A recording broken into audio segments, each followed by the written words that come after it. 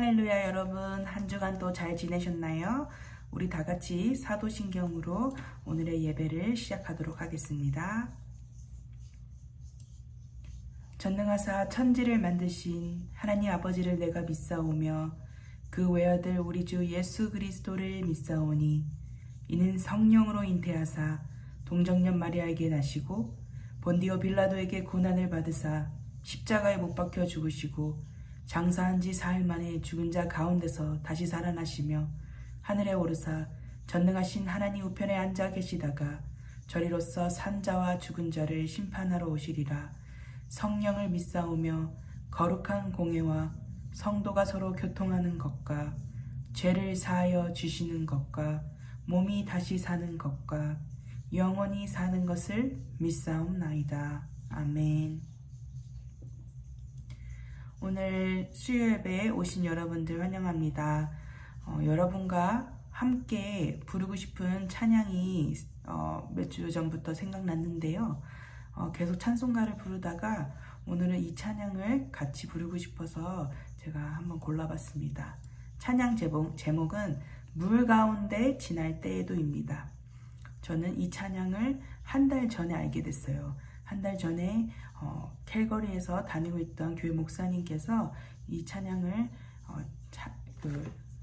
예배 중에 부르셨는데 너무 은혜로웠고, 그 가사가 물 가운데 지날 때에도 불 가운데 지날 때에도 하나님이 우리를 지켜주시고 우리에게 말씀하신다 라는 그 말씀이 참으로 든든하고, 앞으로 우리의 삶 가운데 물 가운데 지날 때도 있고 불 가운데 지날 때도 있지만 우리가 끝까지 주님을 신뢰하고 우리를 끝까지 붙드실 그 하나님을 믿고 나아가는 그런 메시지를 주는 찬양입니다.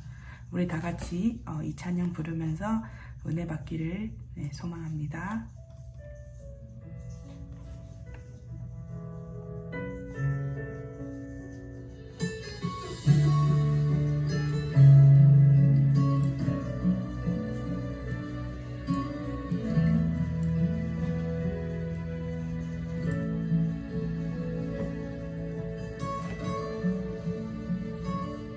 물 가운데 지날 때에도 침몰치 않으며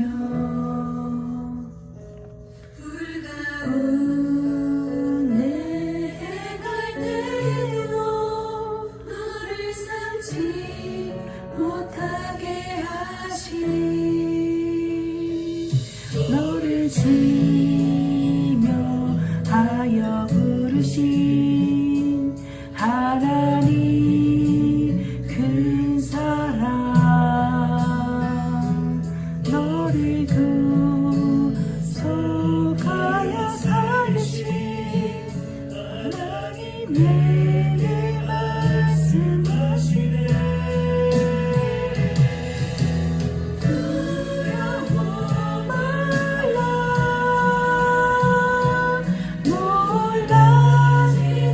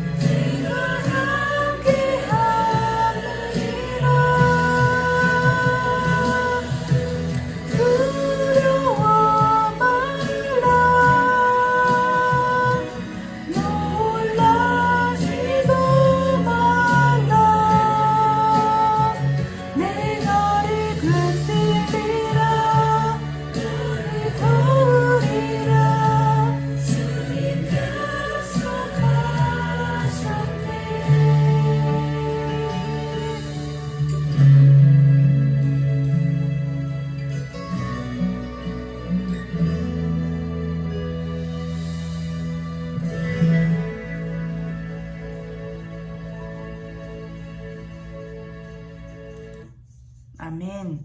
물 가운데 지날 때에도 불 가운데 지날 때에도 두려워 말라. 하나님이 우리를 붙드시고 지켜주시리라 믿습니다. 아멘. 오늘의 말씀은 전도서 8장 1절에서 8절 말씀입니다. 다시 한번 우리 사랑하는 주만나 교회 식구분들, 그리고 이 영상을 시청하시는 형제 자매 여러분들, 이렇게 또 영상으로 뵙게 돼서 반갑습니다. 다들 어떻게 잘 지내시고 있는지 궁금하네요.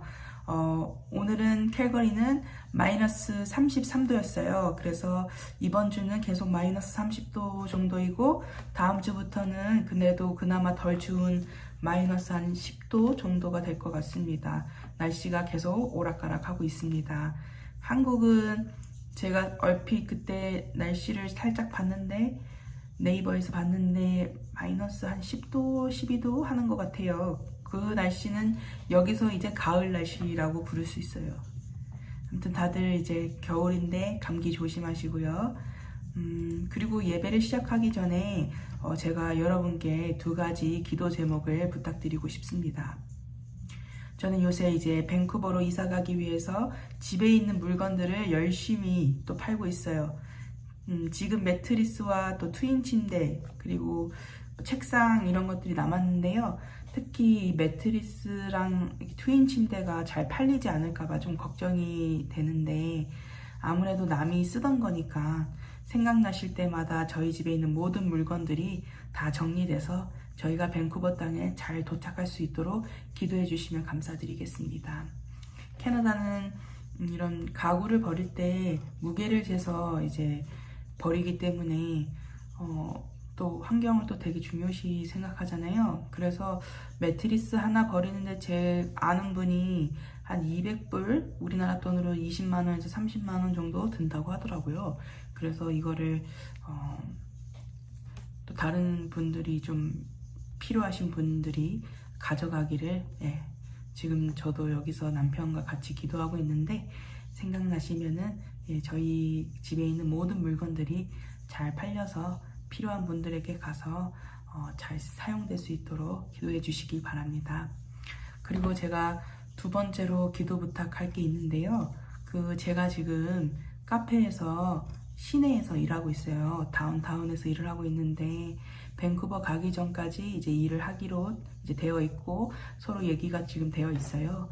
근데 그곳이 역 앞에, 지하철역 앞에 있고, 그 시내 한가운데 있다 보니까 위험하고, 제가 특별히 마감조로 이제 일을 하는데, 안전에 대한 위험이 있어요.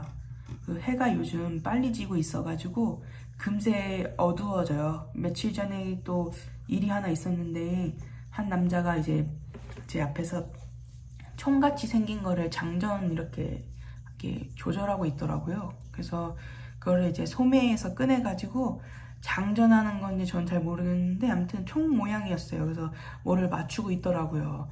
그래서 저는 이미 가게 불을 끄고 청소 중이었으니까, 이제 그 사람은 우리 가게가 사람이 아무도 없는 줄 알고 우리 가게 쪽을 보면서 그랬던 건데, 전 다 보였어요. 그래서 조금 무서워서 집에 가야 되는데 정말 조마조마했습니다.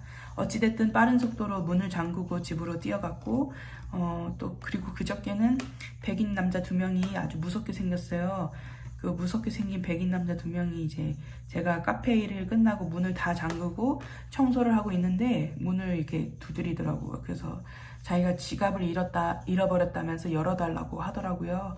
그래서 오후 내내 일하면서 한 번도 그 사람들을 보지 못해서 느낌이 이상해가지고 이제 시큐리티 있어가지고 불렀어요. 근데 그 시큐리티한테는 그 사람들이 핸드폰을 잃어버려가지고 말을 바꾸면서 들어가게 해달라고 했는데 어찌됐든 시큐리티의 도움으로 일이 좀 해결됐어요. 근데 이제 그런 식으로 들어와서 강도 짓을 할 수 있다라고 하더라고요.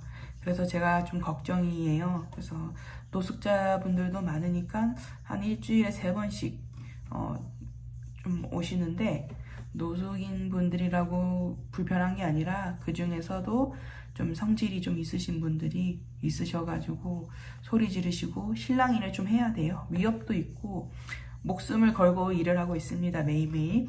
그래서 생각날 때마다 기도해 주시기 바랍니다. 너무 서두가 길었네요. 그래서 이제 전도서 말씀으로 한번 보겠습니다. 요즘 저희들이 묵상하고 있는 말씀은 전도서예요.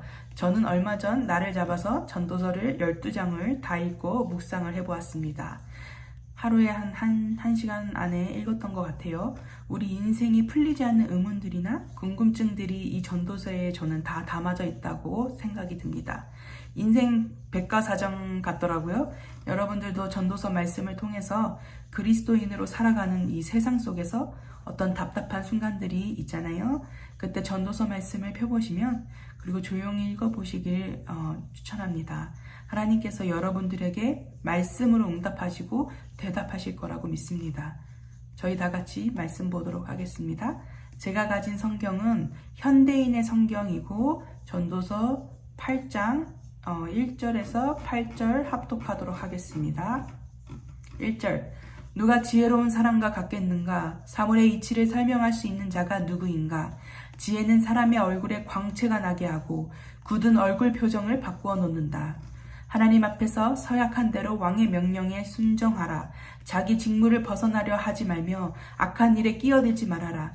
왕은 자기가 하고 싶은 것을 마음대로 할 수가 있다. 왕의 말은 권위가 있다. 누가 감히 왕에게 무엇을 하느냐고 말할 수 있겠는가? 왕의 명령을 지키면 해를 입지 않을 것이다. 지혜로운 사람은 왕의 명령을 수행할 시기와 방법을 안다. 모든 일을 하는 데는 적절한 시기와 방법이 있으나 우리는 그것에 대해서 잘 모르고 있다. 7절 앞으로 일어날 일을 아무도 모르는데 누가 장래일을 말해줄 수 있겠는가? 마지막 절 떠나는 영을 붙들 사람이 없고 죽는 날을 연장할 사람도 없으며 전시에는 제대로 없고 악이 악인을 구해낼 수도 없다. 아멘. 전도서 8장 1절에서는 지혜에 대해서 언급합니다. 누가 과연 지혜로운 사람일까요? 그것은 바로 하나님을 경외하는 자가 지혜로운 자입니다. 하나님이 이 우주 만물을 주관하시고 다스리심을 알고 하나님의 뜻을 구하며 하나님을 경외하고 따르는 자가 바로 지혜로운 자입니다. 또한 이러한 지혜로운 자들은 얼굴이 밝다라고 말합니다. 성경 그 1절에서 광채가 나게 하고 굳은 표정을 밝은 표정으로 지혜가 바꿔놓는다고 1절에서 말하고 있습니다. 하나님의 지혜가 우리에게 임할 시에 우리의 얼굴은 밝고 광채가 나요. 이 말씀을 보면서 저는 예전에 제가 신학교 1학년 굉장히 오래된 얘기 같죠. 한 13년 전일 거예요. 신학교 1학년 입학 전에 제가 신천지에 들어갔을 때가 생각이 났어요. 아시는 분은 아시겠지만 저는 신학교 입학 전에 학비를 마련하고자 일을 했어요. 그 일터에서 정말 제가 존경했었고 엄마 하면서 잘 따르는 분이 있었어요. 그분이 저에게 먹을 거, 입을 거 다 잘해주셨어요. 배고플까봐 회사에 도시락 싸오시고 일이 끝나면은 그분 집에 가서 놀고 먹고 자고 그랬어요. 심지어 그분이 아들이 있었어요. 근데 아들을 내쫓고 저한테 그 방을 내어주셨어요. 편하게 자라고. 그리고 이제 제가 신학을 한다니까 그분께서 그러면 성경을 잘 알아야 하는 거 아니냐 하시면서 자기가 성경 공부를 주관하는 사람이라고 하셨고 그래서 그분을 따라서 성경을 배우기 시작했어요. 이 말씀이 정말로 어떤 지혜의 말씀 같았어요. 제가 세상과 성경 말씀에 지혜를 다 깨닫고 얻은 자 같아서 너무나 신나고 행복했어요. 그리고 교만했어요. 출석하고 있는 교회에서 알려주지 못하는, 그리고 신학교에서 저에게 알려주지 못하는 그 답들을 제가 다 안다라고 생각을 했고, 그 대답을 그 성경 공부를 통해서 들었다고 확신했어요. 근데 나중에 정말로 하나님의 은혜로 제가 신학교 1학년 들어오고 나서 한두 달 뒤였던 것 같아요. 제가 그 일터에서 만나서 엄마 했던 그분이랑 배운 성경 공부가 신천지였다라는 것을 알게 되었습니다. 너무나 큰 충격이었습니다. 제가 신학교 1학년 때 신천지에서 오래 활동하시다가 그곳에서 나오게 되셔서 신학교에 입학하신 분이 저랑 같은 반이셨어요. 어느 날 제가 이제 성경 공부하러 가야 되는데 배가 출출해서 학교 앞에 맥도날드가 있어서 들렸습니다. 그곳에서 저는 그 신천지에서 오래 활동하신 분과 우연히 만났어요. 그리고 대화를 하게 되었고, 그분한테 제가 막 진리를 다 아는 것처럼 자랑을 했어요. 그리고 뭘 배우는 것도 보여줬어요. 그분이 진짜 진심 어린 눈과 말투로 얘기하시는 거예요. 자매님, 아직 늦지 않았어요. 자매님이 공부하시고 있는 거 신천지예요. 그때 정말 충격받았습니다. 내가 믿었던 그 진리가 아니었던 거예요. 나는 지혜로운 저라고 생각했는데 그게 아니었던 거예요. 다른 것을 경외하고 있었던 거죠. 그래서 그 전도사님 덕분에 제가 그 신천지 성경 공부를 그만두게 되었습니다. 이 전도서의 말씀을 보니까 1절에 지혜가 사람의 얼굴을 밝게 한다고 하잖아요. 그때 제 얼굴이 생각났어요. 어느 날 화장실에서 손을 씻는데 거울에 비친 제 모습을 봤을 때, 그때 한참 성경 공부하고 있었을 때였죠. 눈빛이 너무 안 좋더라고요. 분명히 지혜롭다라고 스스로 생각한 내가 거울을 봤는데 안색이 너무 안 좋아. 얼굴이 굳어있고 눈빛에 살기가 너무 가득했어요. 진정한 지혜, 진리, 하나님을 알고 여호와를 경외하는 지식만이 우리의 얼굴을 광채를 나게 해줌을 믿습니다. 이제 전도서 8장 2절로 넘어가 보겠습니다. 2절부터 이제 왕에게 복종할 것을 말하는 구절들이 등장합니다. 지혜 있는 사람은 왕 앞에 지혜롭게 복종하고 명령을 지킨다고 말하고 있습니다. 이 말씀을 보면서 조금 난해한 해석이 있었어요. 꼭 왕에게만 명령한다는 것에 국한되지는 않은 것 같아요.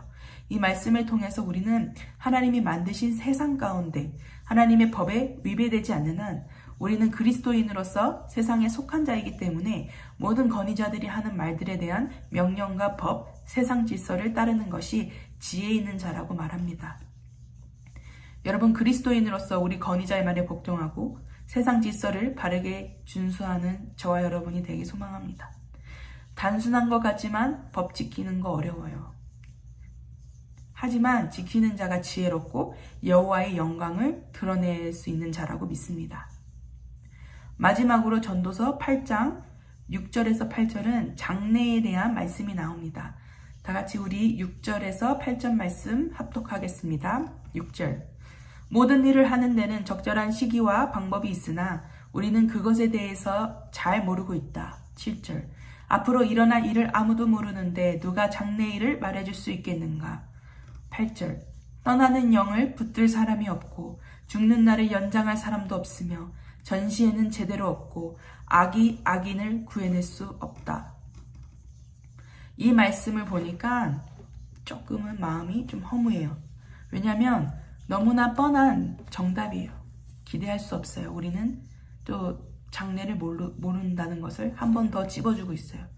요즘 사람들은 장래에 자신에게 일어날 일에 대해서 점쟁이를 찾고 사주도 보고 그렇습니다. 왜냐하면 사람들은 너무나도 앞으로의 자신의 미래를 궁금하기 때문입니다. 현재 지금이 알 수 없고 힘드니까 보이는 것을 자꾸 붙잡고 싶고 답을 붙잡고 싶어요.